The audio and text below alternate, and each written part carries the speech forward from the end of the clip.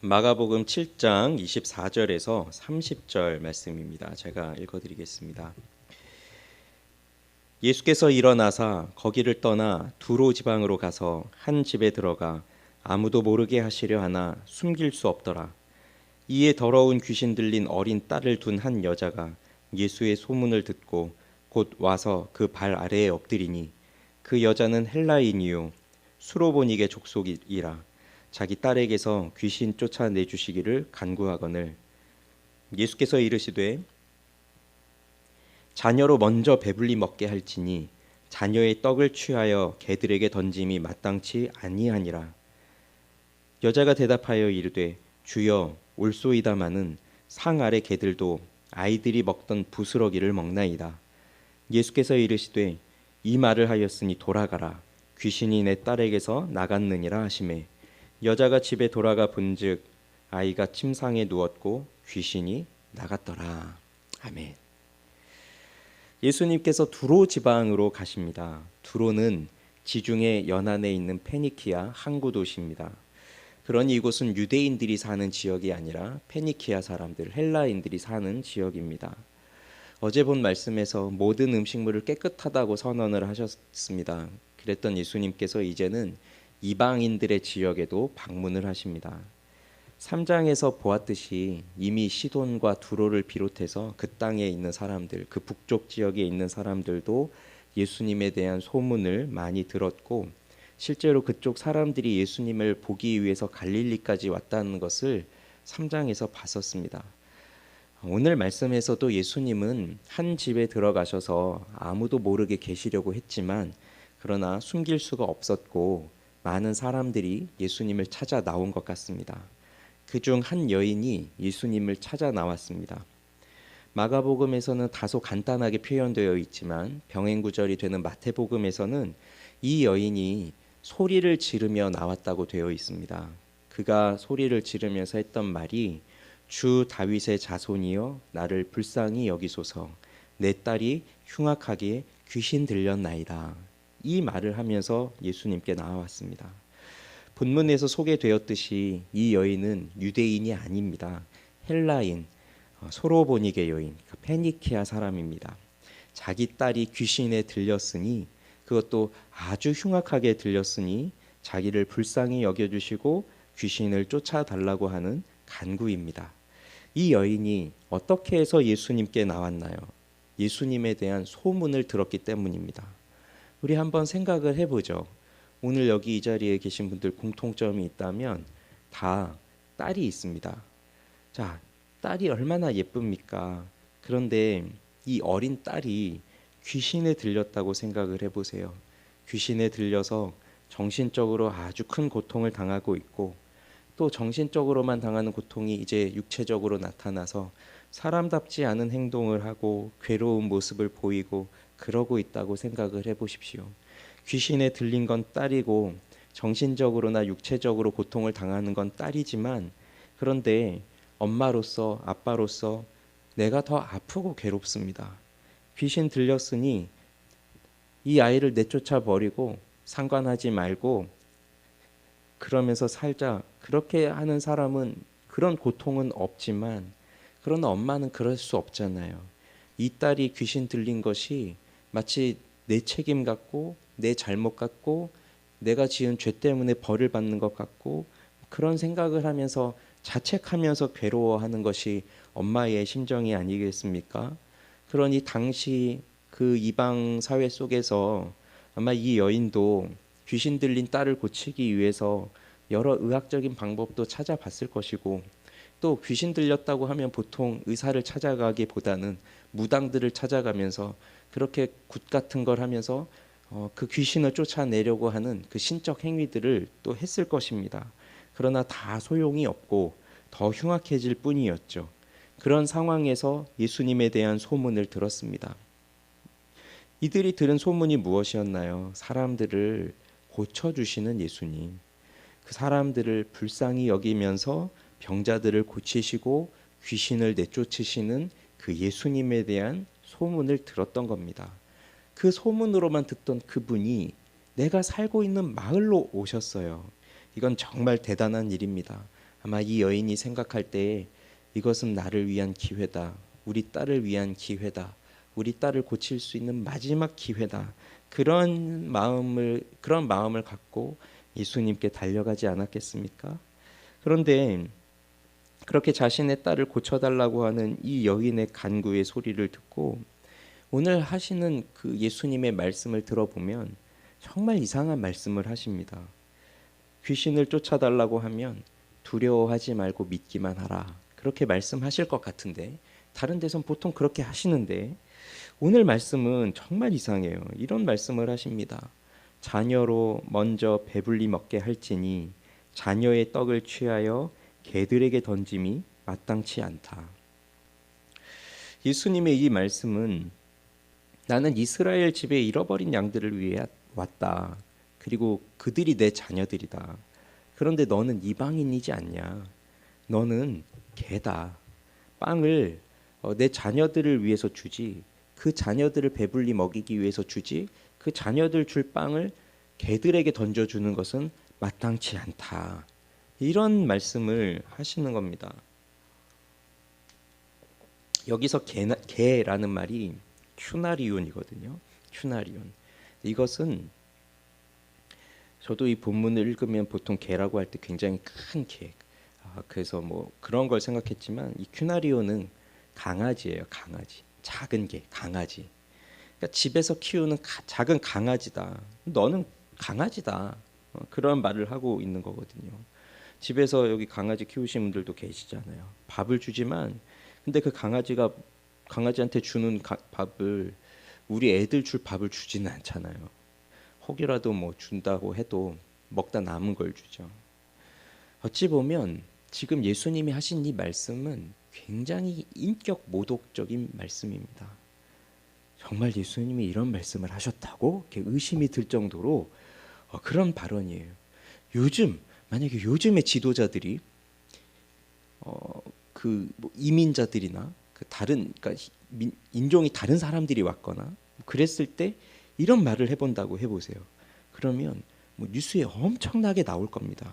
인종 차별을 했다 이렇게 하면서 다시는 그 정치계에 발을 디디지 못할 정도로 그렇게 아마 매장이 될 법한 그러한 발언입니다. 그런데도 예수님께서 이런 말씀을 하세요. 예수님은 왜 이런 말씀을 하실까요? 이건 이 여자로 하여금 그녀의 믿음을 더욱 불타오르게 하기 위해서 하시는 말씀입니다. 물론 구원이 로마서에서도 보면요. 구원이 먼저는 유대인에게요. 그 다음이 헬라인에게라고 그렇게 말합니다. 그래서 구속사적인 계획이 유대인으로부터 시작해서 이방인에게로 흘러가는 그렇게 이방인에게로 점차 퍼져가는 그런 의미도 또 이 속에 담겨져 있지만 그러나 문맥적으로만 본다면 예수님은 지금 이 여인의 믿음을 더욱더 불타오르게 하는 그 말씀을 하고 계신 거예요. 이 말을 들은 여자가 어떻게 합니까? 주님, 그러나 상 아래에 있는 개들도 자녀들이 흘리는 부스러기를 얻어먹습니다. 이렇게 말하거든요. 자신을 강아지다, 너는 개다 이렇게 칭하고 있지만 그 말에 자신을 인정하면서 그래도 강아지도 자녀들이 흘리는 부스러기를 얻어먹습니다. 그러니 제발 제 딸을 고쳐주십시오. 예수님을 향한 절대 의존의 믿음으로, 그러니까 예수님 당신이 여기서 내 딸을 고쳐주지 아니하시면 고칠 수 없습니다 하는 그 절대 의존의 믿음으로 간구하고 있습니다. 그러자 예수님이 이 말을 하였으니 돌아가라. 귀신이 내 딸에게서 나갔느니라. 그렇게 말씀을 하셨고요. 그리고 그 여인의 딸을 고쳐주셨습니다. 그리고 마태복음에 보면 예수님은 이 여인의 믿음이 크다라고 그 여인의 믿음을 인정해 주셨습니다. 이 스토리를 보면서 우리는 또 몇 가지를 생각해 볼 수 있습니다. 그리고 우리에게도 적용해 볼 수 있습니다. 우선 첫째는 간절한 심정으로 예수님께 나와서 기도해도 단번에 응답되지 않는다는 것이고요. 그럼에도 기도는 유익하다는 것입니다. 이 여인이 예수님에게로 나옵니다. 이방인인 이 여인이 예수님께로 나와서 간구한다는 것 자체만으로도 우리에게는 교훈을 주는 말씀입니다. 이방인도 나오니 너희들도 나와라. 그렇게 충분히 교훈을 받을 만한 말씀이죠. 그런데 이 여인으로 하여금 예수님을 찾게 한 원인을 생각해 보면 간절한 소원이 있기 때문입니다. 딸이 귀신 들리지 않았다면 이 여인도 예수님에 대한 소문을 들었어도 그냥 듣고 뭐 자기 마을에 왔어도 그냥 또 어떤 기적을 행하나 구경하는 정도로만 이렇게 오겠지만 그러나 그에게 딸이 귀신 들렸다고 하는 그 일 때문에 간절한 소원이 생겼어요. 우리 인생은 살아가다 보면 늘 잔잔한 물결을 지나가는 것만은 아니죠. 꽃길만 걸어가는 것은 아니죠. 우리 인생을 보면 평평한 길을 가다가도 산을 올라가는 것 같은 그러한 시간이 있고 또 그 산에서 내려오는 시간도 있는 것 같고 배를 타고 가다 보면 잔잔한 물결이 있다가 갑자기 일어나는 파도 때문에 출렁거리기도 하고 그렇게 살다가 또 낭떠러지에 굴러 떨어지는 순간도 있고 어떨 때는 사력을 다해 절벽을 기어 올라가는 그런 순간들도 있습니다. 이러한 순간들을 통해서 하나님께서는 그 하나님의 섭리, 그러니까 우리는 지금으로서는 이해할 수 없는 그 하나님의 감추어진 계시, 그 하나님의 섭리를 통해서 하나님은 그 일을 우리에게 허락하셨고 그러한 상황 속에 있을 때 우리는 하나님을 찾아야겠다라고 하는 간절한 소원이 생깁니다. 그러면서 하나님께 기도하러 나오지 않던 사람들이 하나님 앞에 기도하기 위해서 기도의 자리로 나옵니다. 그래요. 여기까지는 좋습니다. 그런데 우리가 기도한다고 해서 단번에 응답이 되는 경우는 그리 많지 않아요. 우리 인생 중에 생각해 보면 몇 번 안 될 겁니다. 병이 들어서 고쳐달라고 기도하지만 그렇게 한 번 기도했다고 해서 단번에 병이 고쳐지는 것이 아니라 더 병이 심해지고 심지어는 죽음에 이르기도 하고 그러기도 해요. 돈이 필요해서 기도를 해보지만 단번에 이 경제적인 문제가 해결될 것 같지는 않고 점점 더 어려워지는 그런 순간들이 우리에게는 생깁니다. 그렇지만 기도하는 것은 우리에게 굉장히 유익한 일입니다. 단번에 응답이 되지 않더라도 기도하는 이 과정을 통해서 기도하는 이 시간을 통해서 우리 자신을 보기 때문입니다. 내가 얼마나 연약한 존재인지를 보는 것입니다. 내가 얼마나 믿음이 없는 존재였는가 하는 것을 보는 것입니다. 그래서 불신자들은 예수님이 어떠한 분인지를 잘 모르는 사람들은 내가 오늘 기도하면 당장에 응답 주시고 당장에 결과를 주실 그러한 신을 찾고 그러한 하나님을 찾으면서 그렇게 기도하고 있지만 우리는 당장의 결과를 보는 것이 아니라 지금 내가 어떠한 사람이고 지금 내가 어떠한 상태에 있는지를 보여주시는, 그래서 내가 하나님 없이는 살아갈 수 없다. 내가 하나님의 자녀로서 살아갈 수 있기 위해서는 하나님의 은혜가 필요하다 하는 것을 경험케 하시는 그 기도의 자리, 그것이 우리에게는 유익이 됩니다. 그래서 기도의 자리로 계속적으로 나아가는 것이 우리에게는 필요한 일이에요. 그리고 두 번째는 이렇게 단번에 응답되지 않는다고 해서 기도하는 것을 포기하면 안 되죠. 오히려 우리의 믿음을 더욱더 불타오르게 해야 합니다. 기도가 응답되지 않는다고 해서 하나님을 불신하면 안 됩니다. 하나님은 늘 우리가 생각하는 것보다 더 크게 일하십니다. 우리가 간구하는 것보다 더 크게 응답하십니다. 이 여인을 생각해 보세요. 너는 개야 라고 말씀하시고 개에게 줄 빵은 없다 이렇게 말씀하실 때 우리 같으면 어떻게 반응을 하겠습니까? 지금 내가 이렇게 처절한 마음을 갖고 나왔는데 나보고 개라고요? 정말 너무하십니다. 됐습니다. 나를 이렇게 무시하시니 저도 이제 하나님 무시하며 살겠습니다. 이럴 것입니까? 그런데 믿음은 언제 생깁니까? 믿음은 나의 자존심을 버릴 때 생깁니다. 이 여인을 보세요. 그렇습니다. 저는 개입니다. 그렇지만 개에게도 주실 부스러기는 있지 않습니까?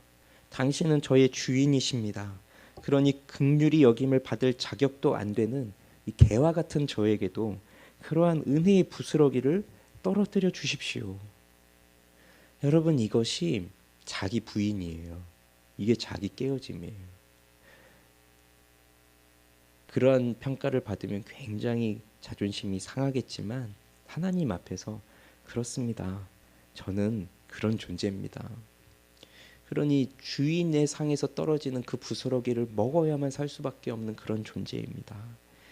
이 고백은 하나님을 향한 간절함이 더욱더 불타오르기 때문에 그런 간구를 하고 있는 것입니다. 어떻게 이게 가능할까요? 하나님에 대한 신뢰가 있기 때문입니다. 예수님이 자녀에게 던져줄 그 빵을 개에게 던져줄 법이 없다라고 하실 때 예수님을 믿지 못하고 있고 하나님이 어떠한 분인지를 생각하지 않는다면 이분이 나를 버리시는구나 이렇게 딱 단정 지어 버리겠지만 예수님은 목자 없는 양과 같이 방황하는 영혼들을 버리지 아니하시고 불쌍히 여기시는 분이다라고 하는 그 분명한 예수님에 대한 지식이 있고 그분이 나와 같은 사람을 끝까지 불쌍히 여기신다라고 하는 그 신뢰감이 있다면 내가 주님의 백성이다라고 하는 그 믿음이 있다면 그분은 나를 버리지 않으신다. 반드시 나를 버리지 않으신다. 지금 이렇게 하시는 것도 나를 믿음으로 인도하시는 길이다라고 하는 것을 믿으며 신뢰하며 그렇게 하나님께 나아가는 겁니다. 예수님의 소문을 들었어요. 목자 없는 양과 같이 고생하는 영혼들을 불쌍히 여기신다는 그 소문을 들었어요. 그래서 이 여인도 나를 불쌍히 여겨주신다. 그래서 그분의 계획대로 나를 인도해 주신다 하는 믿음이 있었던 겁니다. 우리에게 필요한 게 바로 이러한 믿음이죠. 그래서 내 계획대로 기도하고 내 계획대로 응답되고 내 계획대로 하나님이 일하시는 것이 아니라 하나님의 계획대로 내가 나아가고 하나님의 계획대로 내가 인내하고 하나님의 계획대로 나의 자존심을 버리고 끝까지 하나님을 신뢰하면서 기도하는 일. 그러면서 우리의 믿음을 더욱더 불타오르게 하시는 그 하나님의 섭리를 바라보면서 나아가십시오. 마지막 세 번째는 결국 이것이 하나님을 향한 절대 의존의 마음으로 구하는 것이 됩니다. 내가 한 번 기도했는데 응답되면요, 하나님을 향한 절대 의존적인 마음은 그렇게 크지 않을 것이에요. 이런 과정을 거쳐가면서 내 자존심도 버리고 그러한 시간 속에서 하나님의 크고 위대한 일을 바라보게 될 때에 결국 하나님밖에 없습니다. 그 하나님을 향한 절대 의존의 마음으로 구하게 됩니다. 그래서 결국 우리의 모든 것을 하나님께 두어야 합니다. 이 여인은 예수님을 향한 절대 의존의 심정으로 나아갔습니다. 상에서 떨어지는 은혜, 절대적인 하나님의 은혜, 그것만을 구하며 나아갔습니다. 지금 우리에게 필요한 것이 이것이 아니겠습니까? 하나님께서 내려주시는 은혜 말고 또 다른 부스러기, 또 다른 빵 부스러기 기대할 만한 것이 무엇이 있습니까? 그러한 것은 없습니다. 오로지 하나님께서 내려주실 은혜만이 필요한 것이죠. 그 은혜를 사모하며 하나님께로 나아가는 우리가 되기를 바랍니다. 오늘도 우리가 같이 기도하겠습니다. 하나님, 간절한 심정으로 나아가게 해주시고 또 설령 그것이 단번에 응답되지 않다 할지라도 이 기도를 통해서 내가 누구인지를 보여주십시오. 내가 얼마나 연약한 사람인지를 보여주십시오. 내가 얼마나 하나님을 믿지 못하며 살았던 사람인지를 보여주십시오. 그러나 그러한 과정을 통해 저희의 믿음을 더욱더 크게 하시고 그 믿음이 더욱더 불타오르게 하셔서 하나님을 향한 절대 의존의 심정으로 우리 하나님 앞에 나아갈 수 있도록 하나님 저를 도와주시옵소서. 우리 주님의 은혜를 구하면서 우리 같이 기도하시도록 하겠습니다.